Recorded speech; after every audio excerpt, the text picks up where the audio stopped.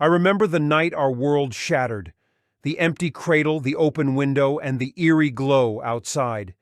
It was like a scene ripped straight from a nightmare, only it was all too real. Our baby, our little Ethan, was gone. The years that followed were a blur of police reports, fruitless searches, and unending grief. My wife and I clung to each other, haunted by the empty space in our home and hearts. The police suggested a kidnapping, but something about the strange glow and the eerie silence of that night whispered a different, more sinister tale. Then, on the 5th anniversary of Ethan's disappearance, a miracle happened. A boy, about 7, was found wandering the outskirts of our town. He was the spitting image of our Ethan, down to the dimple on his left cheek. The DNA test confirmed it was our child, but there was something uncanny about him. His gaze was too knowing, too ancient for a child. My wife wept with joy when she saw him, convinced our son had returned. I should have been overjoyed, but a cold shiver ran down my spine as the boy, our so-called Ethan, fixed his gaze on me. His intelligence was unsettling, his answers to questions too precise, too mature. Yet we welcomed him into our home, our lives. I tried to shake the nagging doubt, the gnawing fear at the back of my mind. He was a prodigy, people said. A genius child with an intellect that astounded teachers and baffled experts. Months passed, and I began to notice strange occurrences. Electrical devices would malfunction, and bizarre patterns of lights would dance in the sky above our house at night. Our neighbors started to behave oddly, their personalities shifting, their intellects seeming to expand exponentially. Then, one night, I found Ethan standing by his window, staring at the stars, murmuring in a language I couldn't comprehend. When I asked him about it the next morning, his eyes gleamed with a cold, alien light. He smiled, and in that smile, I saw the horrifying truth. "We are preparing," he said in a voice that was Ethan's, but also not. "Your kind has reached its end. We are the next step." I realized then that our Ethan, our real Ethan, was never coming back. This child, this entity, was part of the vanguard of a new, terrifying existence. They hadn't just taken our son, they were taking our world, one replaced human at a time. I write this now as a warning. If you find a lost child, look into their eyes. If you see the stars, run. Run and never look back.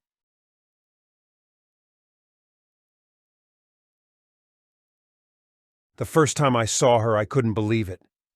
My mother standing in our living room, just as she had before the bone cancer took her. The illness had withered her away, leaving only pain and a shadow of the woman she once was.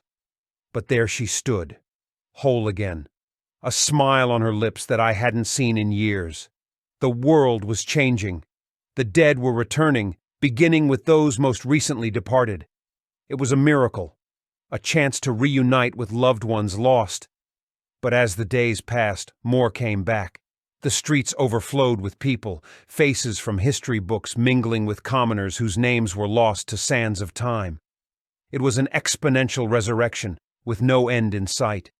Scientists estimated over 100 billion souls had lived and died throughout all of history, and they were all returning. As the days turned into weeks, the reality of this never-ending resurrection became ever more apparent. No one died anymore.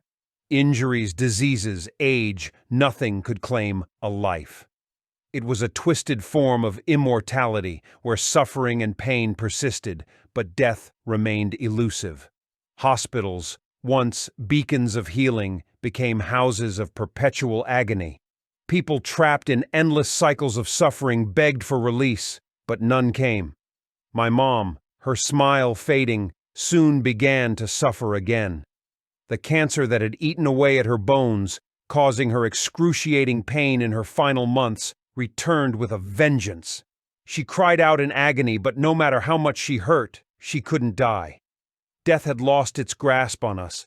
I had longed for her return, to hear her voice, to feel her embrace. But this twisted reality was a cruel mockery of my wishes. I prayed for an end, for some divine intervention to release us from this nightmare. But the dead kept coming, an endless tide of souls returning to a world that could no longer sustain them. The planet, already strained by our numbers, buckled under the pressure of the undying masses. Food, water, space. Everything became scarce. The dead, who still felt hunger and thirst, fought alongside the living for the dwindling resources. Governments collapsed, societies crumbled, and anarchy reigned. I still hold my mom's hands, whispering words of love and apologies for a salvation I can't give her. The world outside our window burns in the fires of a never-ending apocalypse, but all I can see is the torment in her eyes. In this world where death has ceased to be, life has lost all its value. We exist, but we no longer live. We're trapped in an eternal limbo, a nightmare from which there is no awakening. I've always feared the dark. As a child, I'd imagine shapes lurking in every shadow, but nothing prepared me for the day when darkness became deadly. It started subtly. People whispered of shadows moving, of things unseen in the night. Then, the disappearances began.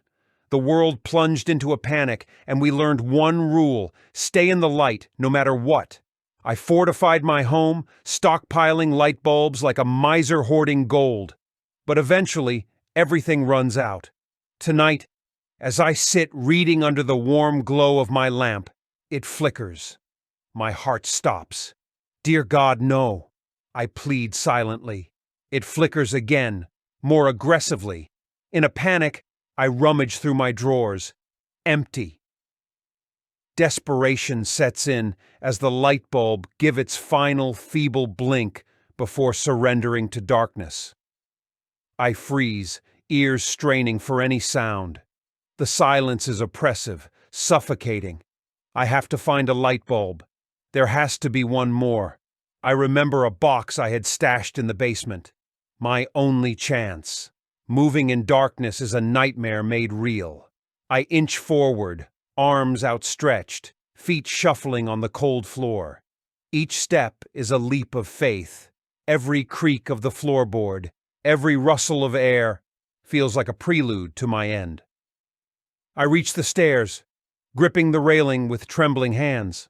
Downstairs, the air feels colder, heavier. The darkness is thicker, almost tangible. I stumble on the last step, biting back a cry of pain. Keep moving. The basement is a maze of forgotten things.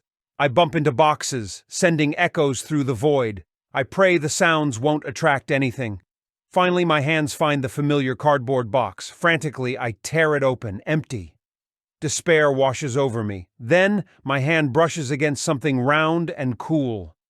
A light bulb. Elation surges through me. I clutch it like a lifeline and retrace my steps. Climbing the stairs is agonizingly slow. I can't risk dropping my salvation. Reaching the top, I exhale a breath I didn't realize I was holding. Back in my living room, I approach the lamp. My hands are shaking. Carefully, I screw in the bulb and flick the switch. Light floods the room, banishing the shadows. Relief is short-lived, though, as I notice something disturbing. All around my house, pressed against the windows, are shapes. Dark, formless shapes that have been waiting, watching. I understand then. They are always there, just beyond the light. I sink to the floor, the light bulb my fragile guardian. I know this respite is temporary. The bulb will eventually fail, and the darkness will claim me. But for now, I bask in the light, savoring the illusion of safety, praying for a dawn I fear will never come.